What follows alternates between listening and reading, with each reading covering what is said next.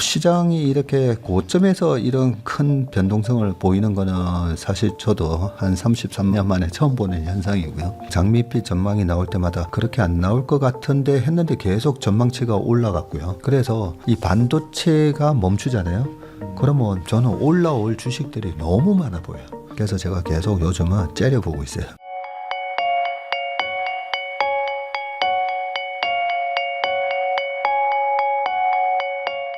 안녕하세요. 부익남TV의 부익남입니다. 오늘은 주식으로 부자 됩시다 라는 책도 쓰셨죠. 채슬리 투자자문의 박세익 대표님 모시고 현재 주식시장에 대해서 한번 이야기 나눠보도록 하겠습니다. 대표님 안녕하세요. 안녕하세요.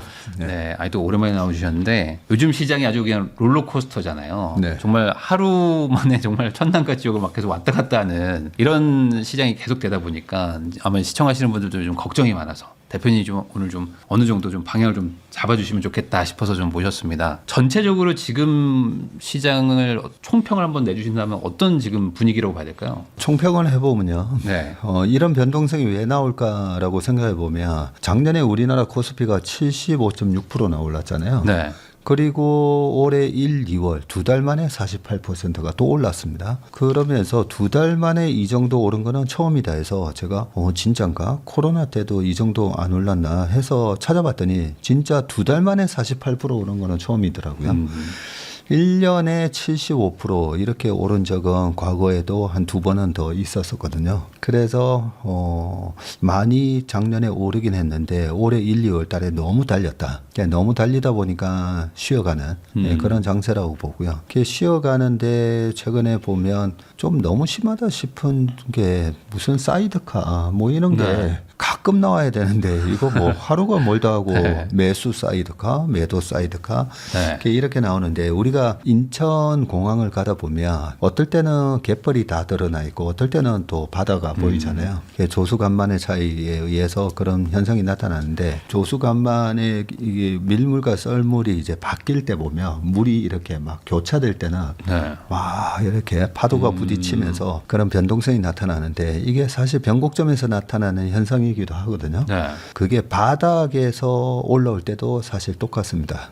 코로나 때도 그랬고 2025년 4월에도 그렇고 바닥에서도 보면 이 변동성이 크게 나타나는 현상이 나타나긴 하는데 근데 시장이 이렇게 고점에서 이런 큰 변동성을 보이는 거는 사실 저도 한 33년 만에 처음 보는 현상이고요. 그러면 결국은 이게 이제 추세 하락으로 바뀌는 흐름 속에서 나오는 네. 조정인지 네. 아니면 이렇게 쉬다가 다시 가는 건지 그걸 우리가 판단을 해야 되는데 그거는 뭐니 해도 결국은 펀더멘탈을 보는 수밖에 없거든요. 그래서 앙드레 코스톨라니의 산책하는 주인과 강아지라는 표현처럼 결국은 주인이 어디로 가고 있는가 부분인데 요즘 반도체도 변동성이 되게 심하잖아요. 그런데 삼성전자에 대한 실적 전망이 계속 올라오고 있어요. 그래서 실적 추정치가 계속 올라가고 있다라는 말을 봤을 때는 그나마 좀 위안이 되고요. 그래서 지금 이번에 1분기에 삼성전자 실적이 바로 다음 주 4월 7일 날 발표가 되게 되는데 지금 50조가 넘는다는 얘기가 나오잖아요. 작년에 삼성전자가 전체 다 해서 43조인가 뭐 나왔는데 한 분기에 이제 50조를 벌게 되고 올해 뭐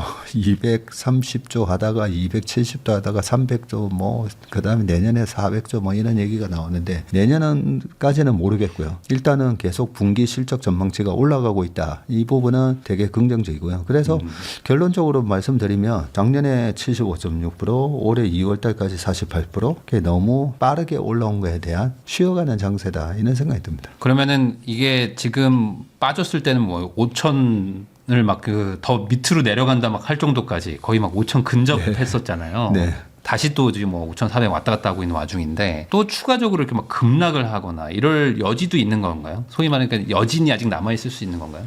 그거는 얼마든지 있을 수가 있는 게 네. 이번에 너무 빨리 올라오기는 올라왔는데 그 울고 싶을 때 뺨을 때려준 거는 또 뭐니 해도 트럼프 대통령의 네. 이란 전쟁이 촉발되면서 뺨을 때려준 거잖아요. 그래서 또 무슨 악재가 또 터질지는 우리는 모르는 건데 이게 좀 밸류에이션으로 좀 과도한 상황에서 뺨 때려주면 확 탁 넘어지는 거고요. 우리가 넘어지더라도 저기 사다리 타고 올라가 있다가 사다리가 탁 걷어차이면서 떨어지는 거라 그냥 이래 땅에서 떨어지는 거랑 부상의 위험이 다르듯이 그동안에 좀 너무 가파르게 올라있던 부분에서 탁 쳐버리니까 순식간에 이틀 만에 20% 빠졌었잖아요. 네. 6,300에서 5,050 갔었으니까 20% 빠졌는데 이 강세장에서 나타나는 20% 조정은 또 그 정도면 또 가격 조정이 다 이루어졌다고도 볼 수가 있거든요. 그래서 가격 조정은 저는 다 이루어졌다고 보고 자, 뭐 호르무즈 해협 봉쇄 그리고 최근에 또 조정의 원인이 됐었던 게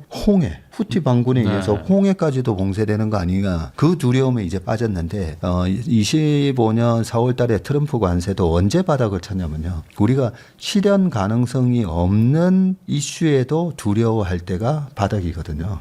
그때 25년 4월 달에 트럼프 대통령이 45% 관세를 들고 나왔잖아요. 그거 이제 시나리오 분석을 하죠. 사람들이. 와 45% 관세를 때리면 이거는 1930년대에 있었던 대공황보다 더 심하다. 근데 관세를 정말 때린다면이거든요. 근데 제가 그걸 보면서 실제 정말 45%를 때릴 수 있나? 트럼프는 재벌이고 앨런 머스크도 그때 도지에 있었죠. 네. 안 할 것 같은데.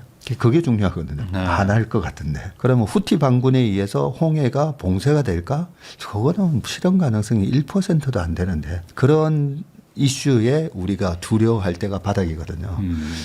그래서 더 이상 악화되는 그런 모습만 나오진 않는다면 우리가 지금 그것도 두려워하잖아요. 장기화된다면. 네. 근데 우크라이나 러시아 전쟁 지금 4년이 넘었는데 장기화되고 있잖아요. 옛날에 이란 이라크 전쟁이 1980년대에 발발하고 8년 갔었거든요. 장기화돼도 장기화되는 건 상관없어요. 뭔가 더 악화되는 게 문제인 거지. 그래서 저는 지금은 이제 뭐 장기화되든 마무리되든 상관은 없고 홍해 봉쇄 안 될 거고요. 호르무즈 해협에 대해서는 미국이 쓱 발 빼면서 지금 이란은 전쟁 배상금을 달라고 하잖아요. 네. 근데 트럼프 대통령이 주겠습니까? 아니 뭐 그럴 마음은 없겠죠. 전혀 없겠죠. 그러니까 주려면 그러겠죠. 니네들이 통행료 받아서 그걸로 먹고 사는데 써라. 뭐 이런 식일 거기 때문에 미국은 이미 세계 최대 산유국이잖아요. 그렇기 때문에 어떻게 보면 호르무즈 해협의 그 봉쇄가 통행료를 내더라도 해소가 된다는 그 자체만으로도 아마 시장은 환호할 겁니다. 그게 바로 어젯밤에 있었던 그러니까 4월 2일 밤 미국 시장이 유가는 110불 가까이 올라갔는데 시장은 마이너스로 시작했다가 보합으로 강보합으로 끝났잖아요. 유가 안 떨어졌는데 왜 올랐지? 그 부분이 바로 통행료를 받더라도 일단 열어주면 괜찮다는 거죠. 그런 문제 때문에 지금 상황에서는 이란 전쟁으로 인한 뭐 추가적인 악재로 시장이 여기서 뭐 어떤 분은 4,300 이렇게 더 얘기하던데 그까지 갈 가능성은 좀 확률이 낮아 보인다 생각합니다. 4,300까지 가기가 어렵다고 말씀하시는 거는 뭐 어쨌든 기업들 실적이 무너진 건 없는데 그냥 순수하게 어떤 공포심으로 여기까지 온 건데 여기서 추가적인 더 공포감이 가기에는 좀 과하다. 네. 4,300 하니까 제가 이제 기억이 났어요. 우리 9.11 나와서 제가 그 얘기했었잖아요. 우리나라의 상법 개정이 이루어진다면 그때 이재명 대통령 되기 전이었었습니다. 그때 우리나라의 상법 개정이 이루어진다면 그 부동산 TV니까 제가 그 말씀을 드렸어요. 우리나라 강남, 구반포 아니면 압구정 현대아파트, 잠원동 이런 데 가봤더니 뭐야 가격은 뭐 50억 60억인데 봤더니 오래된 아파트 농물 나오고 주차 안 되고 여기 왜 이래 뭐 이런 분위기가 우리나라 증시였다면 우리나라가 상법 개정이 되면 구반포가 아리팍으로 바뀌는 거랑 똑같은 그런 재건축 효과가 나올 거고 이익 증가 없이도 제가 4,300 할 거다. 그 얘기를 여기서 했었어요. 여기서 했었는데 자, 이 4,300이라는 숫자가 되게 중요한 게 상법 개정이라는 게 아까 말씀 표현했듯이 그냥 우리 증시가 재건축된 거거든요. 이제 뒤통수 당하는 일 없고 기업이 번 성장의 가치를 주주하고 같이 이제 나눌 수 있는 그런 환경이 됐기 때문에 그러면 4,300인데 그러면 6,300이니까 그러면 2,000은 거품이었나? 이익 증가가 있었잖아요. 엄청난 이익 증가가 있었잖아요. 25년도에 코스피의 영업이익이 291조였거든요. 그런데 지금 올해 예상하는 게 400 200조, 뭐 430조, 뭐 이러고 500조냐 뭐 이러고 있기 때문에 추가 2,000포인트도 어떻게 보면 이익이 동반된 상승이었기 때문에 그래서 제가 봤을 때는 이거 4,300까지는 안 가는 거고 단지 6,300까지 너무 빠르게 올랐기 때문에 소위 말해서 그 우리가 차트를 보면 주가와 이동평균선 있잖아요. 그 이동평균선 5일선, 21선, 61선, 121선, 200일선이 있는데 이게 너무 벌어지면 우리가 이격이 과하다고 그러죠. 그랬을 때 이격 조정이 항상 있거든요. 그래서 지금은 이격 조정이 이루어지고 있는데 빠르게 20포인트, 20% 빠지면서 이격 조정도 거의 다 이루어졌고 수급이 지금 신용이 좀 많은 편이거든요. 네. 그 신용이 약간 털리는 모습이 나오면 그러면 뭐 한 4,800 정도까지는 빠질 수 있다. 그러면 5,050인데 4,800이면 200밖에 안 되잖아요. 네.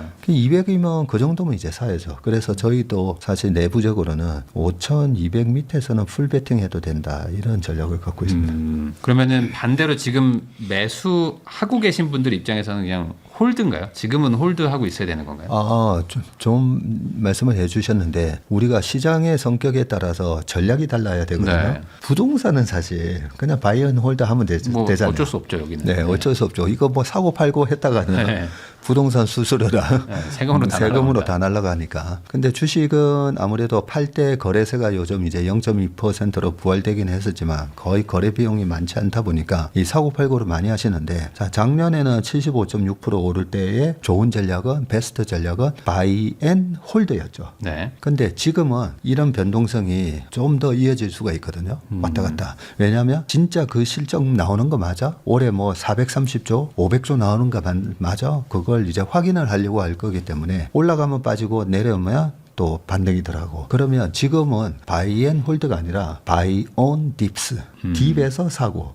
네. Set on rally. 랠리가 있으면 팔고. 그래서 그걸 갖다가 우리나라 사자성어로 하면 빠삼오팔. 빠지면 살고 네. 오르면 판대가 빠삼오팔 그런 말처럼 지금은 말 그대로 역추세 매매. 예, 그리고 역발상 매매가 필요한 시점이라고 생각합니다. 이 역발상 매매는 저는 올해 10월 달까지는 계속 역발상 매매를 해야 될 것 같아요. 아 당분간은요? 네, 당분간. 왜냐하면 올해가 2026년이고 2026년은 미국의 중간 선거가 있는 해거든요. 네. 그리고 또 하나가 돼 있어요. 미국의 선거랑 겹치는 큰 스포츠 이벤트가 올해 뭐 월드컵도 있고. 네. 월드컵이 있죠. 그러면 전 세계에 그거 혹시 아세요? 축구가 다른 스포츠 모든 거 다 합친 것보다 크다고. 네네. 저 들었습니다. 네. 그 정도로 이제 축구가 엄청난 이 스포츠 이벤트인데, 축구에 미친 사람들 같은 경우에는, 저 한 달 휴가 낼게요. 네. 저 꼭 축구는 봐야 되거든요. 그러면서 이 축구 이런 월드컵 이벤트 때는 사람들이 좀 일을 안 하는 것 같아요.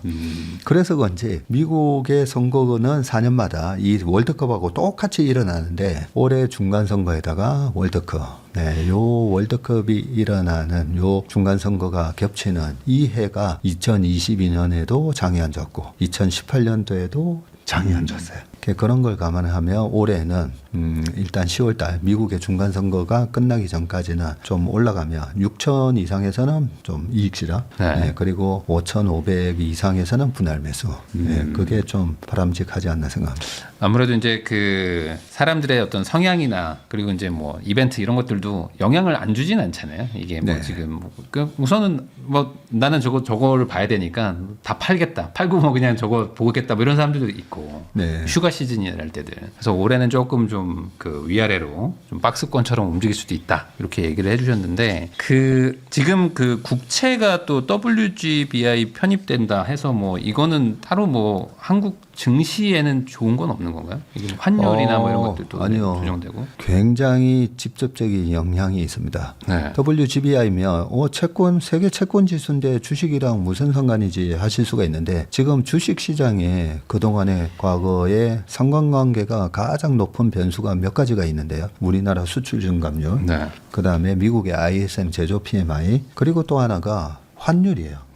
환율이 올라가잖아요. 시장이 약하고 네. 환율이 떨어진다는 말은 원화가 강세로 가는 원화가 강세로 갈 때는 주가 폭등했거든요. 그래서 코로나 때도 시장은 경제는 망가졌지만 코로나 때 2020년 12월이 되면 1,100원이 깨지거든요. 네, 그런 모습이 나왔었고 2017년에서 18년도에 트럼프 1기 때 그때도 우리나라 주식 시장이 2,600까지 올라갔었던 2018년 1월 달에 보면 환율이 1,020원까지 빠져요.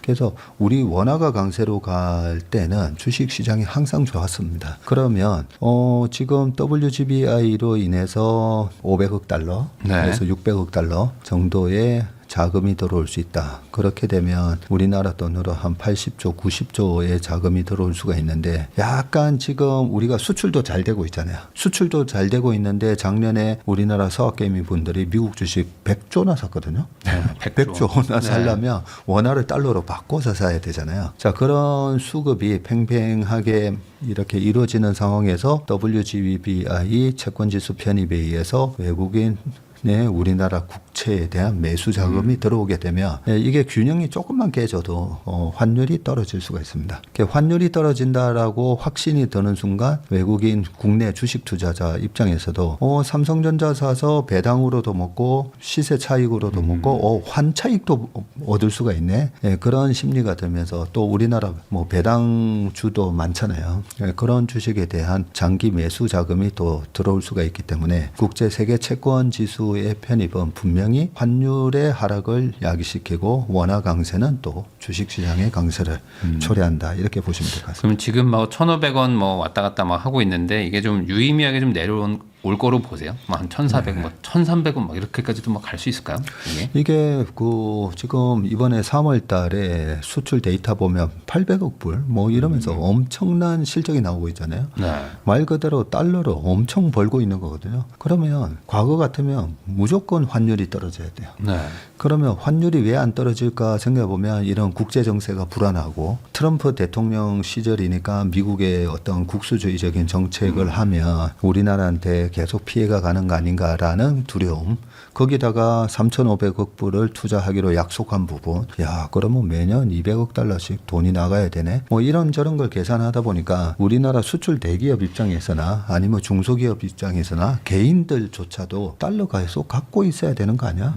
이런 심리 때문에 지금 달러를 많이 벌고 있음에도 불구하고 원화로 안 바꾸는 거죠. 그래서 투자는 우리가 그런 얘기가 있잖아요. 경제는 심리라고. 네.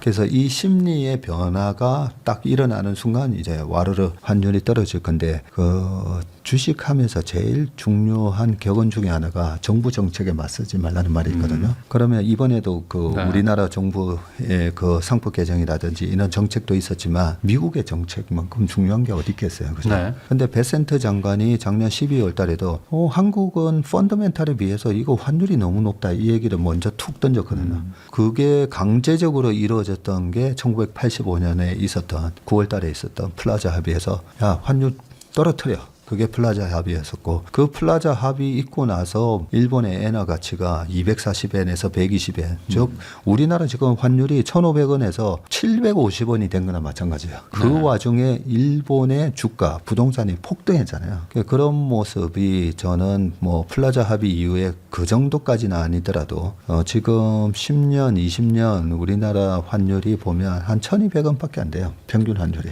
네, 그래서 저는 1,300원까지는 내년 말이면 1,300원 언저리까지도 떨어진다고 보고 있습니다. 환율 뭐 지금 1,500원이 뉴 노멀이다 이런 얘기도 많은데 아니다. 그거는 좀 너무 좀 과한 좀 가격대다. 주식하면서 제일 조심해야 되는 단어가 뉴노멀입니다. 뉴노멀. 이번엔 다르다. 네, 이번엔 다르다. 그런 것들은 조심해야 된다. 그렇지만 어쨌든 전반적으로 한 10월 정도까지는 약간 혼돈의 장이 조금 있을 수는 있다. 이거는 조금 감안해서 적절할 때 좀 팔고 사고 4848를 좀 하는 게 지금은 대응법이다. 네. 이렇게 얘기를 해주셨습니다. 채슬리 투자자문의 박세익 대표님하고 이야기 나누고 있는데요. 아까 잠깐 얘기하셨던 그 이제 반도체 이쪽 한번 여쭤보겠습니다. 결국에 지금 코스피가 이렇게까지 오른 것도 뭐 상법 개정도 있고 하겠지만 뭐 하이닉스랑 삼성전자가 엄청나게 실적이 좋아질 것이다. 뭐 디램 뭐 쇼티지 났다 해가지고 뭐 단가가 뭐 5배 6배 뭐 올라간다. 이걸로 이제 여기까지 온 건데 이제 증명의 시간이잖아요. 이제 1분기 실적 나오는 걸로 이제 아무래도 이제 이제 진짜 가나보다 할 텐데 지금 증권사 리포트들은 아까 말씀하신 대로 40조, 50조 얘기들을 하고 있는데 실제로 그게 찍히면 어떻게 되는 건가요? 찍히면 이제 재료 소멸인가요? 아니면은 더 가는 건가요? 그 참 좋은 질문해 주셨는데 네. 얼마 전에 어떤 또 시가총액 1등을 잠시 기록을 했었던 뭐 삼천당 제약 이런 네. 것도 보면 그 라이센싱 아웃이나 이런 재료를 발표하고 확 빠졌잖아요. 네. 이렇게 여러 가지 요인이 있다고 생각합니다. 거기서 뭐 이런저런 노이즈도 있긴 했었는데 이게 그런 좋은 뉴스가 나올 거야 소문에서 하고 뉴스에 팔아라는 말처럼 저는 분명히 그런 수급도 있었다고 보거든요. 그러면 지금 우리가 그 50조냐 53조냐 이런 게 몰라야 돼요. 네. 그 뉴스가 나오고 주가가 빵 튀려면 몰라야 되는데 지금은 기대를 이미 하고 있다는 다들 거죠. 기대하죠. 네. 그래서 제가 21년 8월 달에 썼던 그 투자의 본질이라는 책에 네. 주식 투자가 뭔가 왜 좋다고 해서 사고 위대한 기업에 올라타고 거인의 어깨에 올라타고 내가 내 돈을 하기 위해서 우량 기업에 샀는데 왜 손해가 날까? 그 부분을 제가 고민하고 내린 결론이 대중들이 인지하기 전에 사야 되구나. 네. 그래서 제가 주식 투자의 본질은 대중들이 인지하고 있지 못한 기업 가치의 변화에 내가 배팅을 했을 때 돈을 번다라고 네. 써놨거든요. 그래서 우리가 지금 얼마나 인지하고 있느냐. 근데 요즘은 언론에서 이렇게 바로바로 JP 모간이나 시티나 이런 데서 외국계 증권사들이 열심히 분석한 자료가 바로바로 전달이 되다 보니까 정보의 비대칭성이 없어졌습니다. 옛날에는 그런 정보가 저희 펀드 매니저들한테만 먼저 네. 살짝 이렇게 얘기가 들어오거든요. 근데 지금은 바로바로 뉴스화되고 그게 주가에 반영이 되다 보니까 이번 실적 발표하고 나서 실적 발표 나서 주가가 오르려면 60조 이상 나와야 돼요. 제가 봤을 때는. 네. 어닝 서프라이즈. 여기서 더. 53조 이렇게 나와가지고 그거는 그거 알고 있어서 나 팔 거야. 이런 수요가 꽤 많을 거다. 그래요. 네. 근데 이게 절대적인 주가는 실제 막 50조씩 벌면 낮은 편인 건 맞잖아요. 뭐 퍼가 낮다 이런 건 맞지만 그래도 단기적으로는 조금 호재 소멸인가요? 네. 단기적으로는. 단기적으로는 호재 소멸로 보고 대응하는 게 맞는 것 같고요. 지금 삼성전자가 우선주랑 합쳐서 1,100조가 좀 넘는 이런 상황이면 1,100조인데 40조, 50조 곱하기 4 하면 200조. 네. 300조로 생각을 하면 4배 P열이 뭐야? 4배도 안 되잖아. 이렇게 되는 거잖아요. 네. 근데 반도체가 전형적인 사이클 산업이다 보니까 2018년도에 고점을 칠 때도 똑같은 일이 있었어요. 하이닉스가 40조 매출에 20조 7천억 이익 나왔거든요. 와, 영업이익률 50% 넘고 근데 PER이 3배잖아. 그랬었거든요. PER이 3배인데 이익 대비 왜 주가를 그렇게 인정을 못 해주지? 그 인정을 못 해준 시장은 이 이익이 내년 이맘때도 그 이익이 안 나올 걸 이걸 시장이 얘기를 해준 거였습니다. 네. 그런데 정확하게 2018년 3Q에 그 서프라이즈한 실적이 나왔는데 불과 2분기 뒤에 어닝 쇼크가 나오거든요. 그러면서 2019년 내내 반도체는 마이너스 30% 역성장이었어요. 그래서 시장이 주는 메시지가 여기서 이익이 계속 늘어나는데도 주가가 더 이상 이제 못 올라간다면 그 시장은 우리 IQ 2만이 넘는 시장은 니네들이 생각하는 내년에 뭐 600조 나오고 아니야. 꿈깨 그런 걸 얘기를 해줄 수가 있다고 보고요. 근데 좀 긍정적으로 보는 건 최근에 미국의 빅테크의 CEO들이 막 찾아왔잖아요. 네. 메모리 좀 안정적으로 공급해달라고. 네. 근데 거기에다가 좀 더 확신을 준 게 앨런 머스크가 얘기한 겁니다. 뭐 테라팹 뭐 이런 얘기하면서 그 천재가 계산을 해보니까 이게 3년 뒤 5년 뒤 반도체 수급이 도저히 안 맞다는 거죠. 지금 AI, 빅테크, 자율주행, 로봇, 뭐 우주 해서 소요되는 그런 반도체 수요를 계산해 해봤는데, 엔비디아의 칩부터 삼성전자, 하이닉스, 마이크론의 메모리까지, 이거 턱없이 부족하다는 표현을 썼어요. 그런 걸 보면 저는 이번에 실적 발표 후에 주가가 빠지면 이번에도 고점 대비 한 20-30% 이래 빠지니까 반등이 들어갔거든요. 이번에 마이크론이 고점 대비 30%나 빠졌었거든요. 네. 그 정도 빠지면 PR이 뭐 3배 이렇게 되면 또 매수를 하는 게 맞지만 PR이 7배니까 평균 PR이 10배니까 여기서 더 올라갈 거야. 예, 그거는 보통 이 사이클 산업의 특성상 이익이 안 나올 때 고퍼의 주식을 사고 이익이 많이 나올 때는 주가가 더 이상 못 올라가면서 저퍼가 되는 저퍼에서 네. 팔고 이런 매매 전략이기 때문에 너무 지금 이익을 가지고 PR을 계산하면서 투자를 하시는 거는 좀 주의할 필요가 있다 생각합니다. 여기서 아마 시청자분들 이제 대변해서 제가 질문 한번 드려보면 그 기대감은 22만 원이었고 근데 요번에 이제 전쟁 이런 것 때문에 한 17만 원까지 내려왔으니 실적 기대감이 다 빠진 금액대 아닌가요? 이거는 약간 그렇게도 볼 수 있나요? 네. 아니면 여기서 추가 하락도 예상을 해봐야 되나요?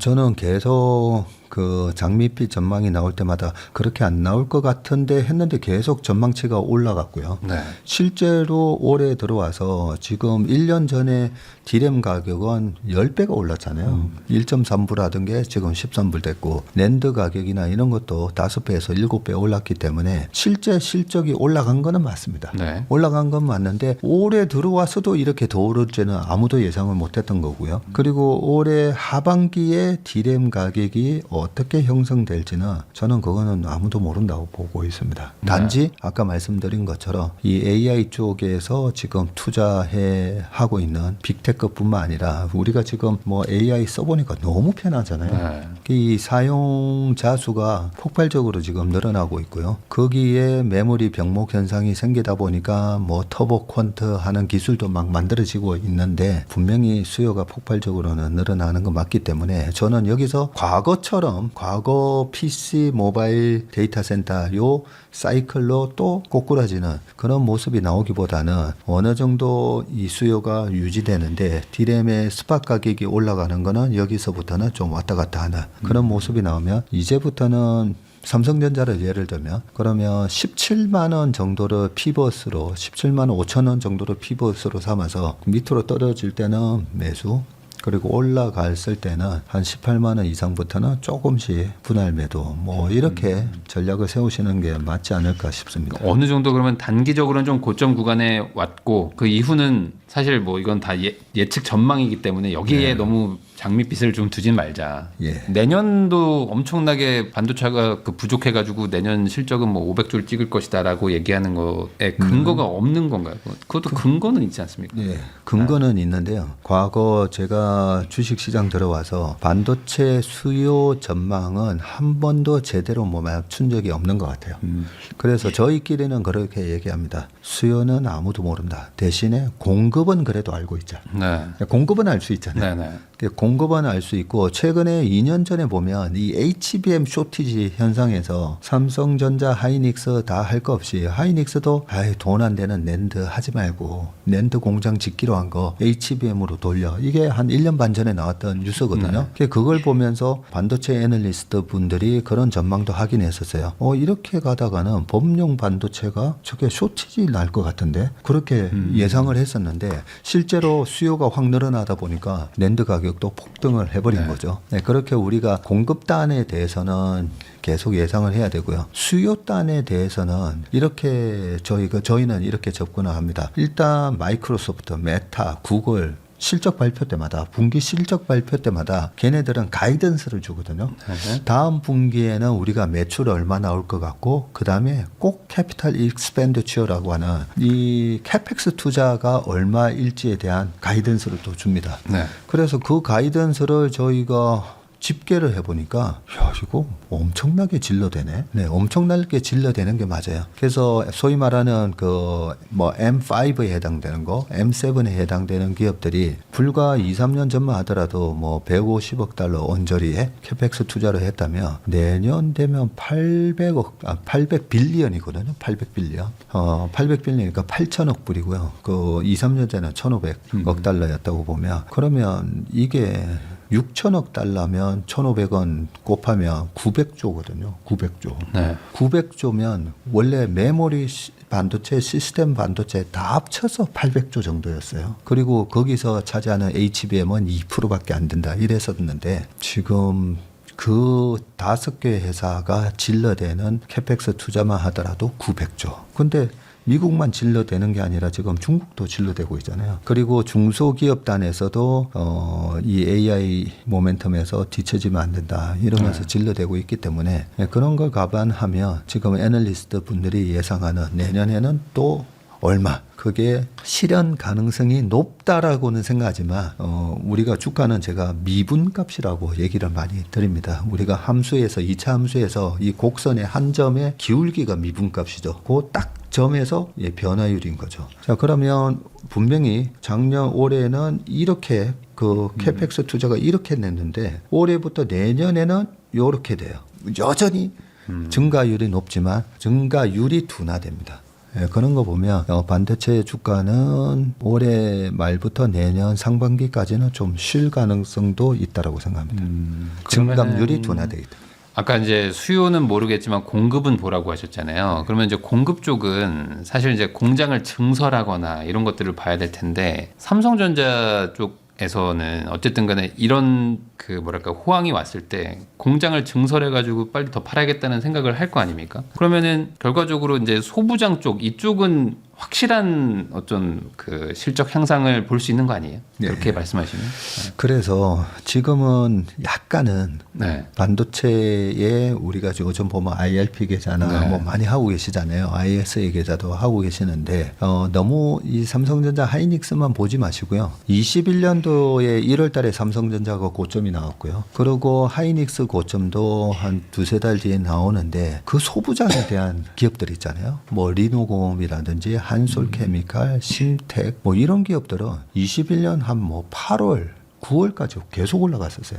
왜냐하면 21년에서 22년까지 반도체 메모리 3사의 이익이 좋았었거든요. 네. 이익이 좋으니까 질러대잖아요. 네. 공장 증설. 막 캐파 늘리다 보니까 큐가 늘어나다 보니까 그런 반도체 소부장 기업들의 주가가 메모리 3사보다는 한 6개월 정도 더 올라갔어요. 네.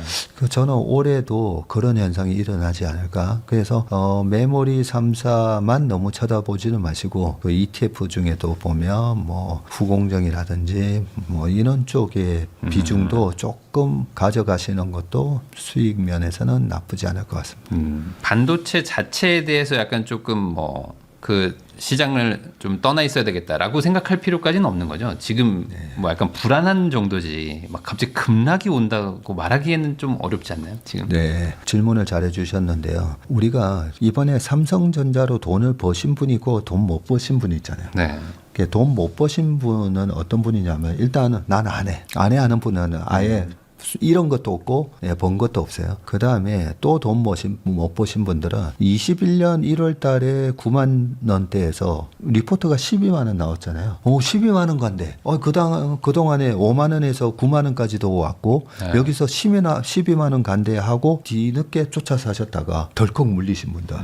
물려서 처음에 8만 원대에도 물타기 막 하다가 내단가가 7만 5천 원이 되고 6만 7천 원이 되고 그때 우리 개인 투자가 분들의 단가가 6만 7천 원이었거든요. 그러다가 그게 6만 원 깨지고 5만 원 가고 네. 그 사이에 뭐 2차 전지는 날아가고 뭐 이러는 사이에 이 상대적 박탈감을 느끼면서 그때 물리셨던 분들이 나 본전만 되면 무조건 팔 거예요. 전문에 저 이제 지긋지긋해요. 본전 되면 저는 팔 거예요. 그런 분들한테 제가 일단은 위대한 기업 잘 샀잖아요. 네. 거인의 어깨. 우리나라에서 제일 잘 나가는 삼성전자라는 주식을 샀는데 어깨에 올라탔는데 높을 때 산 게 잘못된 거였죠. 그런데 이제 떨어지면 떨어질수록 가격이 싸지니까 어떻게 보면 강남 아파트가 10억 하던 게 6억 네. 5억? 뭐 되면 그 사야 정도인 되는 거죠. 거 아니에요? 네. 96,800원 하다가 9억 6천 하던 게 5억 되면 사야 되잖아요. 근데 나 이제 지긋지긋해 하면서 결국은 이번에 반등 올라올 때 6만 7천 원, 7만 원, 나 9층에서 계속 물려 있었는데 9만 원에 본전되고 파신 분들. 본전되고 파신 분들도 돈을 못 버셨는데 그러면 어떤 분들이 가장 수익을 많이 받냐? 계속 사기만 사고 한 번도 안 파신 분들이에요. 그렇죠? 네. 사기만 사고 한 번도 안 파신 분들이 사실 이번 장의 위너였을 겁니다. 전자 경우. 그래서 제가 뭐 이번에 실적 발표하고 나면 좀 약간 쉴 수도 있고 뭐 15만 원, 20만 원 레인지 이런 말씀을 드렸지만 그동안에 나는 전자 사기만 사고 나는 그런 트레이딩은 나 잘 못하겠는데요. 뭐 이러시는 분은 그냥 제 얘기는 잊어버리시고 계속 닭공 있잖아요. 네. 닥치고 공격 이런 네. 것처럼 그냥 계속 뭐 돈 생길 때마다 사모시는 것도 저는 베스트 전략 중에 하나라고 생각합니다. 그러니까 다들 지금 반도체 쪽이 앞으로 막 더 간다고 하는데 그 뭐 지금 신규 진입은 모르겠는데 내려야 되냐 여기서 내리긴 좀 아쉽다라는 말씀을 많이 하셔가지고 제가 여쭤보는 거거든요. 내릴 정도까지는 아니에요. 굳이 버스를 그냥 타고 있을까요 우선은? 그래서 우리 심리가 아무리 계속 사모신 분들도 네. 저한테 하시는 말씀이 전무님 근데 제가 지난번에 못 팔아가지고요. 네. 그거 아쉬움을 계속 얘기하세요. 또 그럴 수 있잖아요. 그렇죠. 네, 못 팔면 그때 어떡해. 팔았다가 샀으면 네. 뭐 수익이 훨씬 났을 건데 이번에도 또 못 파는 거 아닌가 그런 아쉬움을 가지신 분들한테는 제가 드리는 말씀이 자, 이 평균 단가가 뭐 20개월 이평선이나 이런 거 보면 7만 원이라고 가정했을 때 7만 원이 이번에 20만 원 같은 거잖아요. 네. 그랬을 때 우리가 써먹는 방법 중에 하나가 수익금만 파는 겁니다. 그죠? 내가 처음 들어갔던 것보다는 놔두고 3천만 원 했는데 지금 1억이 된 거예요. 그러면 그 수익금 7천만 원의 한 절반만 파는 거죠. 근데 절반보다도 저는 3분의 1씩 파는 게 좋다고 봐요. 그래서 3분의 1씩 팔고 그 대신 3천만 원 이거는 나는 끌고 갈 거야 계속. 그게 우리가 제가 말씀드리는 전략이 투자를 하는 부분하고 트레이딩을 하는 부분을 별도로 가져가는 네. 거죠. 그러면 투자로 하는 부분은 그냥 계속 지고 가는 거예요. 근데 보통은 보면 투자하고 트레이딩의 개념이 없이 나는 투자합니다라고 해놓고 5% 10% 오르면 낼름팔을 먹잖아요. 그 사실 투자가 아니라 다 트레이딩 하고 계신 거거든요. 근데 이렇게 세계 1등인 기업을 투자를 할 때는 투자 포지션과 트레이딩 포지션을 따로 가져가시는 게 좋고요. 방금 말씀 제가 드렸던 그런 부분은 전체 삼성전자에서 50%는 놔두고 그러면 50%만 갖고 내가 한번 트레이딩 해볼까? 네, 그렇게 생각하시고 해보시면 좋을 것 같아요. 그러니까 뭐 들어간 원금은 남겨놓고 나머지만 팔아서 뭐 나머지만, 그걸로 뭐 다른 네. 것 좀 하시다가 뭐 오르면 좋고 내려가면 뭐 건져서 좋다. 그러니까요. 사실 그러면 되거든요. 굳이 이걸 한 방에 다 사냐 안 사냐, 파냐 안 파냐 이거 올인으로만 하니까 맨날. 그러니까 이제 먹어도 조금밖에 못 먹고 이럴 땐 크게 잃고 맞습니다. 맨날 이렇잖아요. 그러면 혹시 하이닉스랑 삼성전자 뭐 둘은 그냥 비슷하게 움직인다고 봐야 되나요? 아니면 여기서도 조금 좀 달라지는 게 있을까요? 뭐 하이닉스 뭐 HBM 영업이익률 뭐 70% 찍는다 뭐 이런 리포트 봤거든요. 네. 그렇게까지 갈 수 있는 건지. 지금 뭐 78%뭐 네. 이렇게도 나오고 있는 게 사실이고요. 사실인데 우리는 결국 이제 투자자의 관점에서 네. 보시는 거니까 이때까지 보면 하이닉스는 순수 반도체 사고 전자는 가전, 통신, 디스플레이, 핸드폰 막 섞여 있다 보니까 확실히 올라갈 때 덜 올라가고요. 떨어질 때 덜 떨어져요. 네, 그렇기 때문에 하이닉스 같은 경우에는 정말 이 반도체 시장이 계속 강하게 간다. 예, 그럴 때는 반도체에 대한 확신이 있으면 하이닉스 사는 게 맞아요. 근데 애매하다 할 때는 뭐부터 줄이셔야 되냐면 하이닉스부터 좀 줄이는 게 맞고요. 그래서 아까는 삼성전자 가지고 50원 투자 50원 트레이딩 말씀드렸지만 어떻게 보면 삼성전자와 하이닉스하고 그다음에 소부장 이렇게 포트폴리오를 짜서 가지고 거기서 나는 전자는 계속 그냥 투자 개념으로 난 전자는 안 팔래. 왜냐면 베타도 좀 낮으니까요. 근데 하이닉스는 빠질 때는 하이닉스는 빠지면 항상 반토막 났었거든요. 그래서 하이닉스를 가지고 나는 트레이딩을 할래. 뭐 이런 개념으로 가져가시면 될 것 같고요. 근데 내년에 대한 전망치 저는 솔직히 너무 오버 아닌가 그런 생각이 듭니다. 그래서 좀 팔아야 되나 이런 생각이 들어요. 너무 다들 좋게 보니까 사실 항상 모두가 좋게 볼 때는 좀 조심해야 되는 거는 이게 진리잖아요, 진리. 진리입니다. 항상 그랬으니까. 항상 그렇습니다. 네, 모두가 좋다고 왜냐하면 하면. 모두가 좋다고 하면 이게 두 가지 의미가 있거든요. 모두가 좋다 하잖아요. 그런데 왜 항상 빠졌는가? 제가 생각해 보니까 모두가 좋다고 할 때는 모두가 다 갖고 있구나. 사람들한테 뭔가를 물어보잖아요. 자기한테 유리한 방향으로 대답을 네. 하죠. 그렇기 때문에 다 안 좋다 할 때는 너도 팔았구나. 네, 그런 마음을 이 들듯이 수급으로 우리가 힌트를 얻을 수 있다는 거고요. 네. 그리고 또 모두가 좋다고 하면 그게 다 가격에 반영이 됐다라고 볼 수가 있습니다. 뭐 굳이 한다면은 아까 말씀하신 대로 소부장 쪽이 그래도 조금 뒤에 좀 오니까 그것도 한번 좀 생각해보라 이렇게 말씀해 주셨습니다. 채슬리 투자자문의 박세익 대표님하고 이야기 나누고 있는데요. 그러면 이제 반도체 말고 나머지도 어쨌든 코스피에서도 좀 중요한 부분이니까 그쪽에서는 좀 유망하다. 지금은 뭐 그래도 뭐 방산 쪽에 많이들 좀 관심을 가지셨긴 했는데 전쟁 때문에 뭐 방산 뭐 이런 쪽은 뭐 어떻게 보세요? 이거는 오히려 전쟁이 끝나면 안 좋아지는 걸까요? 더 안 좋아지는 걸까요? 아니요. 방산을 보니까요. 우리가 주식을 투자할 때 이게 성장주인지 자산주인지 네. 고배당 주식인지 저성장주인지 그렇게 이 피터린치도 한 6개로 분류를 하거든요. 또 하나가 이 사이클 산업의 중에서는 턴어라운드 하는 주식인지 최근에 2차 전지는 턴어라운드 얘기가 나오고 있잖아요. 네. 그리고 반도체도 턴어라운드 된 거잖아요. 그렇기 때문에 이 반도체가 이게 애매하다. 성장률이 170% 나오다가 이제 성장률이 30%대로 이렇게 떨어지기 시작을 하면 여전히 성장을 하고 있는데 30, 20이 되잖아요. 그러면 다른 섹터에서 30, 40 나오는 게 있거든요. 근데 그 30, 40 나오는 게 지금 반도체 앞에서는 명함을 못 내미는 거죠. 저 이번 26년, 27년 성장률 37% 나오는데 좀 봐주세요 하는데 아니 지금 반도체 170% 나와. 나 다음에 찾아오세요. 이렇게 되는 거죠. 그래서 이 반도체가 멈추잖아요. 그러면 저는 올라올 주식들이 너무 많아 보여요. 한 예로 그동안에 우리가 작년에 반도체 랠리가 있기 전 작년 상반기까지 그런 삼양식품도 있었지만 방금 질문하셨던 이 방산 같은 경우가 방산은 솔직히 국방부에서 대기업들한테 약간 품바이 시킨 거예요. 고통분담. 이거 대기업이 좀 해줘 하면서 5% 주거든요. 5%. 그 영업이 겨우 5% 줄까 말까 하는 그 비즈니스를 울며 겨자 먹기로 하고 있었는데 우크라이나 러시아 전쟁 때문에 그다음에 이스라엘 하마스 그리고 이란 전쟁 이러면서 완전히 대박이 터진 거고요. 근데 이번에 우크라이나 러시아 전쟁도 장기화되고 이번에 미국이 보여준 부분이 경찰 역할을 안 해주네. 그래서 사실 나토 국가랑 여기 보면 스페인 같은 데 있잖아요. 네. 야, 우리 꼭 국방비 이거 꼭 해야 돼 하면서 국방비 지출이 GDP에서 1%도 안 되는 거예요.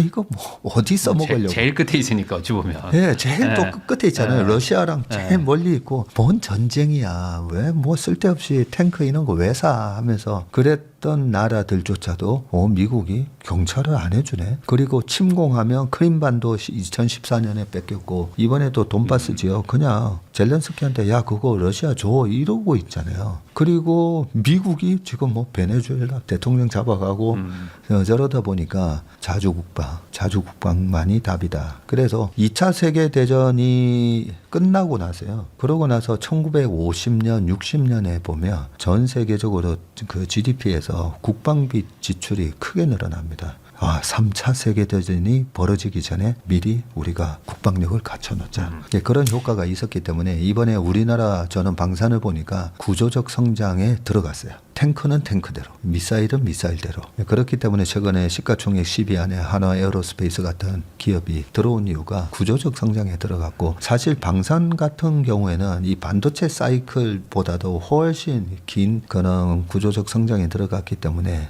이런 부분들이 반도체가 좀 쉬잖아요. 네, 그러면 또 다시 올라오고 조방원이라고 했잖아요. 네. 조선, 그다음에 원자력, 그다음에 최근에 엔터가 딱 하이브 광화문 공연 끝나자마자 하이브 본두박주 쳤잖아요. 네, 그게 소문의 사고 뉴스에 반한 전형적인 예를 보여줬는데 그러면 하이브 같은 기업은 우량 기업이잖아요. 아니 우량 기업인데 뭐 공연 광화문 공연 그 공짜 공연이었는데 그거 끝났다고 또 주가가 빠졌는데 그런 주식들조차도 다 회복한다고 보고 있습니다. 방금 말씀해주신 하이브는 어찌 보면 이제 월드 투어 막 돌 거면 실적은 당연히 찍힐 건데. 근데 지금은 그냥 뭐 공연이 뭐 망했네 뭐네 하면서 그냥 공포감으로 그냥 실망감으로 어찌 보면 이게 전혀 그 실적을 반영 못한 수치다라고 봐야 되는 건가요? 네. 그것도? 앞으로 찍힐 실적이 내년에 삼성전자 하이닉스의 예상 실적보다는 하이브가 방탄소년단이 돌아다니면서 1년 동안에 벌 실적에 대한 추정치가 훨씬 더 명확해요. 그럴 수 있죠. 네, 훨씬 더 명확하거든요. 그런 확실한 숫자에 불구하고 주가가 30%나 이렇게 빠져주니까 그러면 이런 게 사실 주식하면서 우리가 좀 지금 소외주가 돼버렸잖아요. 네. 이럴 때 오히려 사서 중요한 거는 인내. 시간이 다 해결해 줄 겁니다. 근데 그 시간이 2년, 3년이 걸리는 게 아니라 1년 안에 저는 그거 다 회복한다고 봐요. 그러면 10,000원이 77,000원이 되면 30% 빠졌는데 1년 안에 전고점을 회복하면 42% 수익 나는 거죠. 네. 42% 1년 안에 42% 부동산 나옵니까? 아이고 쉽지 않죠. 네. 세금도 없는데 여기는. 네. 그러니까요. 세금도 없는데. 근데 그런 건 있잖아요. 그러니까 모든 게 지금 다 삼성전자 대비 투자할 만하냐로 네. 보는 것 같아서 말씀하신 대로 삼성전자가 꺾여줘야 이 돈이 아예 안 되나 보다고 이제 실망감에 이제 다른 데로 갈 텐데 그 전까지는 눈길을 안 주지 않겠냐 시장에서 그런 걱정이신 것 같아요. 맞습니다. 그래서 이 분기 실적 피크아웃이 언제인가 중요한 건데 2018년에 3Q였듯이 근데 그것보다 1Q에서 거의 2Q 전에 주가가 고점을 치고 빠졌었거든요. 그래서 이번에 전자 하이닉스의 OP 마진 피크아웃은 도대체 언젠가 지금은 다들 3Q라고 보고 있어요.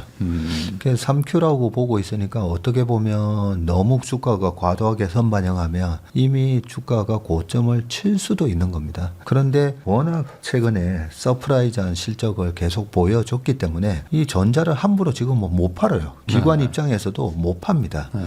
네, 확실하게 이제 꺾였다. 근데 그 꺾였다라는 걸 가장 강력하게 시장에 임팩을 주면서 부르짖었던 게 모건 스탠리 저승사자들이잖아요. 근데 다행스러운 게 최근에 그 반도체 저승사자 모건 스탠리가 계속 좋게 얘기를 하고 있어요. 물론 굉장히 빠르게 돌변하기 때문에. 그래서 아까 말씀드린 대로 지금은 이제 수익이 많이 난 부분에서 일부 수익금을 좀 실어나셔가지고 어느 정도 좀 가볍게 몸집을 가볍게 해놓다 보면 전쟁 때문에 또 언제든지 이렇게 빠져주니까 이게 좀 약간 어느 정도 포지션은 트레이딩을 좀 하는 게 좋지 않나 생각합니다. 방사는 그러면 구조적으로는 좋은 거라고 해주셨잖아요. 그러면 이제 아까 원전 얘기도 잠깐 해주셨는데 원전은 어쨌든 AI 때문에 가는 거 아닌가요? AI가 잘 될 거니까 전기가 부족하다라는 걸로 지금 가는 건데 AI가 꺾인다는 거는 반도체도 꺾이는 거고 그럼 반도체가 꺾이면 원전도 꺾이는 건가요? 이건? 아니요. 그게 자세히 보시면 이번에 AI 인프라 사이클에 어떤 공을 쏘아 올린 거는 엔비디아였잖아요. 네. 그 엔비디아 전에 챗GPT였고요. 22년 11월 달에 이런 거 라지 랭귀지 모델 하면서 이게 뭐야? 와 검색이 아니라 뭐 알아서 딱 정리를 해주니까 그러면서 엔비디아의 GPU가 네. 쇼티지였었고요. 그런데 최근에 엔비디아 주가 보면 6개월 내내 그냥 박스권에서 왔다 갔다 하고 있잖아요. 근데 그 사이에 메모리 반도체가 쇼티지 하면서 확 올랐잖아요. 그러면서 이 AI 인프라 사이클에 있어서 쇼티지가 뭔가 네. 물론 GPU와 메모리 중간 단계에 또 HBM도 있긴 했었지만 근데 요즘 얘기하는 게 아무리 니네들이 지어봐라 전기가 없는데 그러니까요. 그래서 전력 병목을 또 얘기를 하는 거죠. 그 전력 병목을 해결하기 위해서 대형 원전은 12년 걸리니까 소형 원전으로 한 3, 4년 하자. 근데 그 3, 4년도 지금 AI 인프라를 질러대는 빅테크한테는 그 3, 4년 어느 세월에 그래서 좀 더 빠르게 하는 게 ESS거든요. 에너지 저장 장치는 그 2차 전지 배터리 가지고 LFP가 됐던 해서 금방 만듭니다. 금방. 그러면 데이터 센터에 들어가는 전기를 확보를 할 수 있는 방법이 되다 보니까 최근에 ESS 개념으로 2차 전지가 올라가고 있는 부분이고 그런데 언제까지 2차 전지에 의존할 수는 없다 보니까 충분한 전기가 2차 전지 ESS는 발전된 전기를 저장시키는 거지 발전량을 늘려야 되거든요. 네. 예, 그러다 보니까 원전을 안 할 수가 없습니다. 안 할 수가 없어서 지금은 소형 원전으로 대체되는 분위기고요. 그래서 이 원전도 보면 구조적 성장기에 들어갔다. 예, 그런 생각이 듭니다. 원전은 워낙 실적 찍히는 게 오래 걸리잖아요. 네. 그러면 그 중간에 부침이 좀 많이 있겠죠? 아주 그래서. 많습니다. 이 숫자가 안 나오면 그래서 미국의 이 소형 원전으로 대표되는 SMR이 네. 지금 주가 마이너스 80%예요. 네. 그래서 처음에 SMR을 제가 공부해보고 아까 말씀하신 대로 숫자가 안 나오면 부침이 심하겠죠라는 말씀을 해주셨는데 그 숫자가 안 나오잖아요. 이번에 2차 전지 관련주들이 24년, 25년 얼마나 고생했어요. 다 마이너스 80% 났거든요. 그래서 언제든지 우리가 이란 전쟁, 관세, 시장의 투자 심리를 꺾는 그런 악재들이 나오는데 그 악재에 가장 민감하게 반응을 하는 주식은 숫자가 안 나오는 기업들이에요. 그래서 최근에 SMR 같은 경우도 마이너스 80% 빠졌고요. 그러면 이런 주식을 내가 잘못 샀네, 이걸 갖고 가야 돼, 아니면 여기서 손절해야 돼. 그 기준은 뭐냐면요, 매출이 늘고 있는가를 봐야 돼요. 제가 22년도에 팔란티어를 아주 바닥에 사가지고 크게 수익을 났는데, 팔란티어를 22년도 마이너스 80%에서 이제 줍줍할 수 있었던 게 로블록스도 마찬가지고요. 로블록스 뭐 네네. 메타버스 해가지고 20년에 많이 올랐다가 박살났잖아요. 그래서 저는 내러티브 주식을 잘 안 삽니다. 안 사는데 마이너스 80 빠지잖아요. 우량 주식은 마이너스 30부터 저는 사고요. 내러티브 주식인데 큰 이 패러다임 변화의 성장주를 살 때는 마이너스 70 이상 빠지면 그때부터 보거든요. 보면서 매출이 증가하는가를 봐야 돼요. 근데 매출은 증가하고 있는데 아직까지는 계속 이렇게 시설 투자 들어가고 고정비를 커버하는 수준의 매출이 나오기 전까지는 이 고정비 때문에 수익이 안 나거든요. 그걸 유심히 보고 있으면서 매출은 증가하는데 고정비를 커버하는 비중이 커지면서 이거 내년부터는 흑자 나겠네 할 때 들어가잖아요. 그때 들어가도 1년 반 만에 10배가 나요. 우리가 10배 수익을 낸다는 거 10배가 네. 얼마나 꿈의 숫자입니까, 그죠? 그래서 최근에는 제가 그 SMR 같은 게 2027년 말에서 28년부터 수익이 난다라고 돼 있었거든요. 그래서 제가 계속 요즘은 째려보고 있어요. 2027년 말에서 2028년에 수익이 나면 올해 말 뭐 중간 선거 때문에 만약에 시장이 계속 왔다 갔다 한다면 올해 말에 사서 1년 반 들고 가면 이게 보세요. 10,000원에서 지금 2,000원 간 거거든요. 근데 2,000원에서 10,000원 가겠죠. 왜냐하면 이게 구조적 성장주가 맞다면 네. 10,000원이겠어요. 뭐 20,000원, 30,000원 가겠죠. 네네. 팔란티어가 딱 그랬으니까요. 그러면 이게 2,000원에서 20,000원만 가도 이제 10배 나오는 거거든요. 네. 네, 그런 개념으로 우리가 원전 중에서 최근에 SMR 이런 거에 물려 계시는 분들은 그렇게 보셔야 되는데, 다들 이렇게 처음에 내러티브 막 스토리에 사셨다가 마이너스 80 갔다가 물타기 하다가 올라오잖아요. 그러면 또 본전에 파시게 돼요. 그러겠죠, 아무래도. 네. 네. 본전에 내 주식이 팔릴 때는 좀 싸한 느낌을 받으셔야 돼요. 이게 왜 팔리지? 이 가격에 사는 사람은 도대체 누구지? 네, 그런 생각을 좀 해보셔야 됩니다. 그럼 반대로 아까 말씀하신 그 2차 전지 쪽, 거기는 실적도 약간 좀 올라가고 매출도 올라가는 그 아까 말씀하신 텐베거 그 조건에 해당이 안 되나요? 그래서 최근에 2차 전지 중에서 그 밑에 양극재 만드는 회사 중에 네. 제일 강한 회사가 LNF거든요. 네. 그 LNF 같은 경우가 작년에 1,500억 적자가 났어요. 그래서 BW 발행을 대거 했었거든요. 와, BW까지 발행하는 거 보니까 회사가 참 어렵구나 그런 생각을 했었는데 요즘 바닥에서 계속 올라가고 있어요. 그래서 봤더니 올해 1,700억 이익이 난다라고 돼 있는 거예요. 그게 턴어라운드가 된 거죠. 네. 근데 내년 전망치가 아직까지도 좀 보수적이거든요. 어떤 하우스는 내년에는 다시 1,500억으로 꺾인다. 근데 어떤 하우스는 내년에 1,900억, 2,000억이 난다.